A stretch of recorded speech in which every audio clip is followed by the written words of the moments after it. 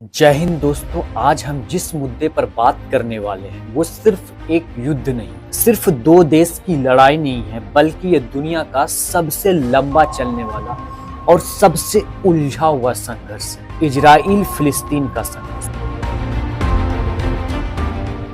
लेकिन शुरू करने से पहले मैं आपसे एक सवाल पूछना चाहता हूँ। अगर एक ही जमीन को दो लोग अपनी जिंदगी और पहचान मान ले तो क्या वो लड़ाई कभी आसान हो सकता है? यही इस संघर्ष की जड़ है। यह लड़ाई सालों से चल रही है, हिंसा होती है, लोग बेघर होते हैं और शांति की बात होती है और फिर सब दोबारा शुरू हो जाता है। इसलिए कहा जाता है इसे साइकिल ऑफ वायलेंस। अक्टूबर 2025 में दुनिया ने एक बार फिर उम्मीद की, क्योंकि अमेरिकी राष्ट्रपति डोनाल्ड ट्रंप ने 20 पॉइंट पीस प्लान के तहत एक सीज फायर हुआ और इसमें शामिल था बंधकों की रिहाई, चरमबद्ध सैन्य वापसी, गाजा का पुनर्निर्माण। लेकिन यह शांति बहुत ही नाजुक है, क्योंकि जमीन पर सेटलमेंट बढ़ रही, हमास का निशस्त्रीकरण पर सहमति नहीं और भरोसा खत्म हो चुका है। तो सवाल ये है, ये संघर्ष असल में किस बारे में है? सब लोग कैसे जी रहे हैं और क्या इसका कोई हल है? आज इस वीडियो में हम स्टेप बाय स्टेप यही समझेंगे।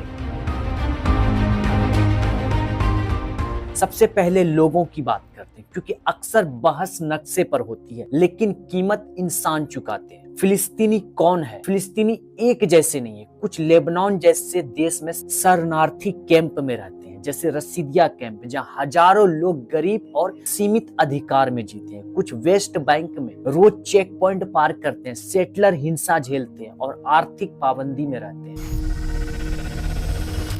कुछ गाजा में सीज फायर के बाद टेंट में रहते हैं और मदद पे निर्भर करते हैं, या फिर एक ऐसे नेटवर्क से जुड़े हैं जो आने वाले सामान पर टैक्स लेते हैं। यहाँ के लोग में एक भावना है, हम लड़ते नहीं, बस सरवाइव कर रहे हैं। और फिर एक ऐसा समूह है फिलिस्तीनी नागरिक जो इजराइल में रहते हैं, लगभग 20% आबादी। उन्हें वोट का अधिकार है लेकिन डिस्क्रिमिनेशन भी झेलना पड़ता है। वे बराबरी चाहते हैं लेकिन यह भी मानते हैं कि यरूशलेम जैसे स्थान पर यहूदी का इतिहास जुड़ा हुआ है। यानी मामला ब्लैक एंड व्हाइट नहीं, असली लड़ाई किस बात की? अब कोर इशू को समझते हैं। 1967 के बाद से इजराइल ने वेस्ट बैंक और ईस्ट यरूशलेम और गाजा पर कब्जा किया हुआ। फिलिस्तीन की मांग सैन्य शासन खत्म, सेटलमेंट हटे और अपना राज्य मिले। यहीं से आता है टू स्टेट सॉल्यूशन, मतलब इजराइल अलग, फिलिस्तीन अलग। 1967 के सीमाओं के आसपास दुनिया कहती है कि 2025 में यूएन जनरल असेंबली में 142 देश ने समर्थन किया। यूरोप, अरब देश, G7 अब इसके पक्ष में। लेकिन समस्या, इजराइल के प्रधानमंत्री बेंजामिन नेतन्याहू इसे पूरी तरह से नकारते हैं। सबसे बड़ा रोड ब्लॉक, अंतर्राष्ट्रीय कानून के मुताबिक कब्जे वाली जमीन पर सेटलमेंट अवैध है, लेकिन 2025 में हजारों नए घर, वेस्ट बैंक को काटने वाला ईवन प्रोजेक्ट, आज 7 लाख से ज्यादा सेटलर, लेकिन फिलिस्तीनी को बराबर अधिकार नहीं। इसलिए कई लोग इसे अपार्थाइड जैसी व्यवस्था कहते हैं।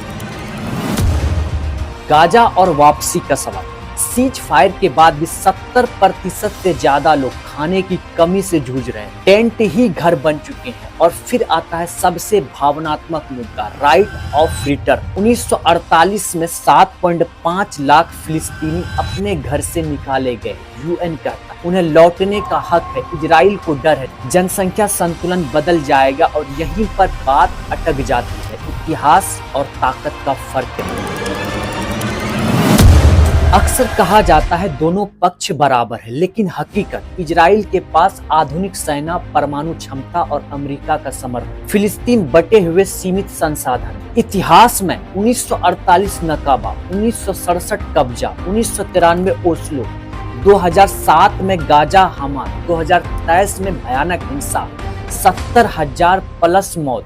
यह सिर्फ अतीत नहीं, यह आज की रियलिटी है।